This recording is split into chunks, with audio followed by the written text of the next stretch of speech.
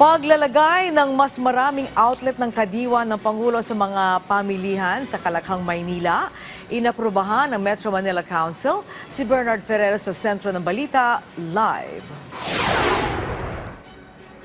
Angelique, inaasahan nga na mas maraming Pilipino ang maabot ng murang produkto ng kadiwa ng Pangulo sa Metro Manila. Ito ay matapos aprubahan ng Metro Manila Council ang kahilingan ng Department of Agriculture para makapaglagay ng kadiwa ng Pangulo sa mga pangunahing pamilihan.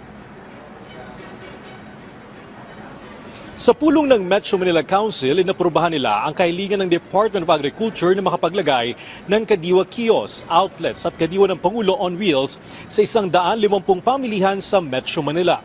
Layunin nitong maabot ang mas maraming Pilipino ng murang produkto tulad ng sariwang gulay, 29 pesos kada kilo na bigas at ang rice for all na magiging 38 pesos kada kilo mula 45 pesos kada kilo. Sa ngayon, may kadiwa store na sa 20 lugar sa Metro Manila. Inanunsyo rin ng DA ang pagbebenta ng National Food Authority NFA ng 36 pesos na bigas sa Metro Manila LGUs sa susunod na buwan. Target pa itong maibaba sa 33 pesos pagsapit ng Marso.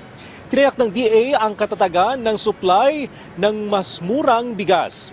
Inaprubahan naman ng National Price Coordinating Council o NPCC ang isang resolusyon na hinihikayat ang DA na magdeklara ng food security emergency for rice dahil sa mataas sa presyo ng bigas. Ang hakbang na ito ay magbibigay daan sa NFA na maglabas ng buffer stock ng bigas upang mapatatag ang presyo nito. Nag-ikot naman sina Department of Agriculture Secretary Francisco Tiu Laurel Jr.